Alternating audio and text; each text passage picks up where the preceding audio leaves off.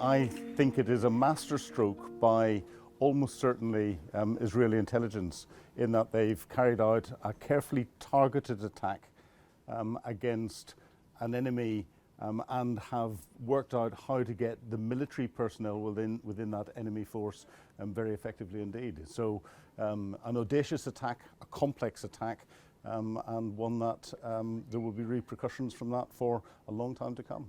And just how complicated is an attack like this to carry out? It's hugely complicated. You need to know that your target, so the members of Hezbollah, are going to use the devices that you've tampered with. So you need to make sure that they've got hold of them. That takes a lot of intelligence gathering before they get delivered, understanding the pattern of use of communications, trying to alter the way that the Hezbollah have communicated, and then understand how they order new electronics and then intercept that order at some stage in the supply chain, having designed your explosive device to go into it, and then get it back into the supply chain without anyone knowing it's happening. Very, very complex operation. And is it likely that there are other devices out there in Lebanon, in Hezbollah, Hamas's possession, that still got explosive in them, that have still been tampered with? It's possible. Like anything where you're putting volume out there, there's going to be some that haven't gone off. Now, whether there's going to be another wave, because we've seen two waves. The first wave was the pagers, the second wave was the radio sets.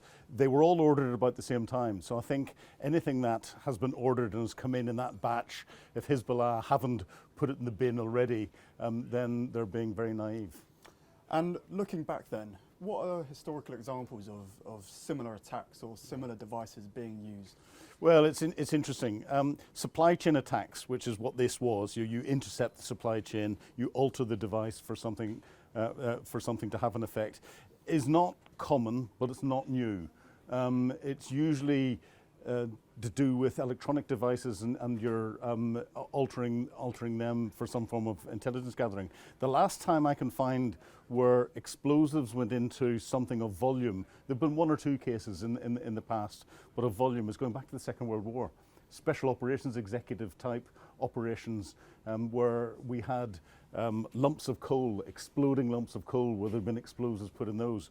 We had rats, exploding rats, where there was explosives sewn into dead rats, and they were put out in different areas and deployed in different areas. So that's the last time that I think there was any volume of this going on. So it's not brand new, but it's not common, and it's very audacious. Were booby-trapped devices like this ever something you worried about? You constantly worry about booby-trapped devices because irregular warfare, especially when you're in peacekeeping or peace enforcement operations, you find that the different groupings that are out there that tend to be not straightforward, regular military have carried out booby traps and altered different things. And we've seen in different operational theatres toys being altered where explosives have been put in them. We've seen everyday objects and it's in Ukraine. I've seen it in the Balkans, I've seen it elsewhere, booby-trapped. Now, booby-trapping is slightly different to what we've seen here. This, I think, was a very deliberate and targeted attack, focusing on, and they'll have assessed this beforehand very carefully, military personnel who were using these devices for military purposes. See, and would you speculate that agencies such as MI6, MI5, the CIA, would they be capable of a similar attack to this one?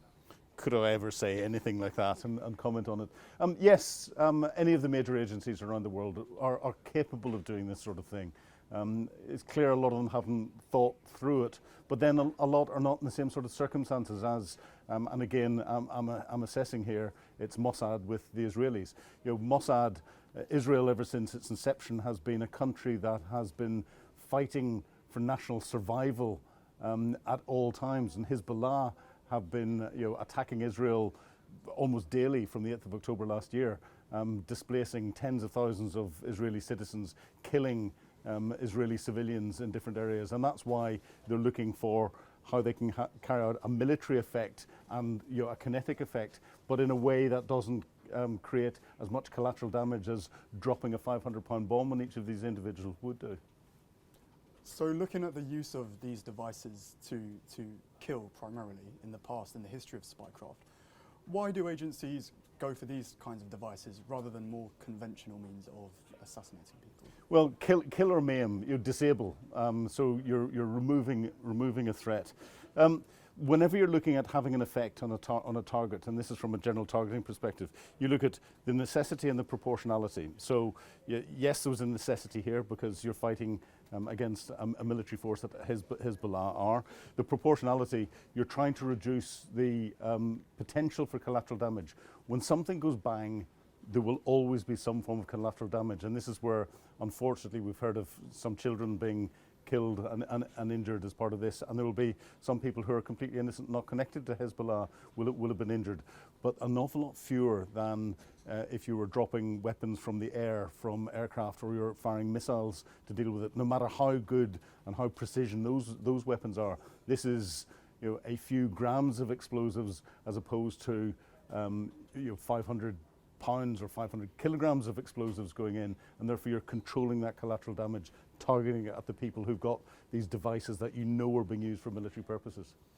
And what do you think is the psychological effect of the potential of these weapons being out there? This attack on Hezbollah has had three effects. It has taken out those that are important enough to get the latest tech that's just been delivered. So they tend to be the decision makers who are coordinating everything, and a large number at once. It stopped them from being able to work on their military targets. It's overwhelmed the medical facilities and will give the Israelis an intelligence gathering capability to understand. They'll just look at all the patients that are coming in, and they've got a complete orbit of Hezbollah. But the psychological effect, as you mentioned, is really, really important indeed, because they're not going to trust anything and they don't know how they're going to communicate. So this will have caused real confusion across the board. Of course, the use of novel weapons systems is something that different nations have looked at all of the time. We've had umbrellas with poisoned pellets in it used in the streets of London. We've had Novichok used in Salisbury, which is one of the most deadly nerve agents in the world. We've had polonium-210 used in the streets in London. People have explored microwave weapons for causing an effect, sound weapons to see if those can disrupt crowds and other bits and pieces. So different agencies are always looking for different ways of, and it's all about the effect that you're trying to have. I don't think I've seen anything this well targeted, this well executed at this scale ever before. Are novel weapons such as these something regularly used in warfare? Well, yeah, the use of novel weapons in warfare is something that is not unusual. You go right back, and let's go back to the First World War.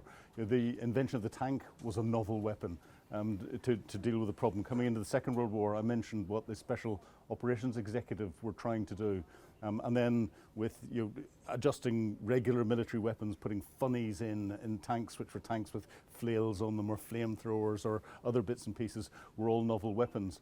The SOE operating behind enemy lines with their exploding rats and their exploding coal, and lots of different ways of being able to get explosives and weapons into different places. We've seen briefcases with guns put into them where people can remotely trigger it from the handle of the briefcase. We've over years, I have seen research into sound weapons where you send something out at a particular frequency, it vibrates the diaphragm in people's bodies and makes them feel violently ill very quickly indeed. We've got controversy over US diplomats falling ill in embassies around the world, and it started off with Havana syndrome, is what they call it, in Cuba, and they couldn't work it out, and there's speculation to suggest that that could be hostile intelligence agencies using microwaves to try and make diplomats ill and all the rest of it. So there's a constant research for novel weapons to have an effect out for so many different reasons. But having ones that will explode and kill or maim people, from this perspective, is not something that I've seen coming out of a nation state before at this sort of volume for this sort of effect. It is something that, and it was extremely well targeted. Where you've seen these sorts of things beforehand, they tend to be booby traps, and they're not targeted, they're random. You don't know who's going to pick them up and who's going to deal with them. And that's where you get terror organizations booby trapping things, where it's children's toys, or it's something that looks attractive to members of the civilian population. That's totally wrong, but that's completely different to what we saw with this targeted attack.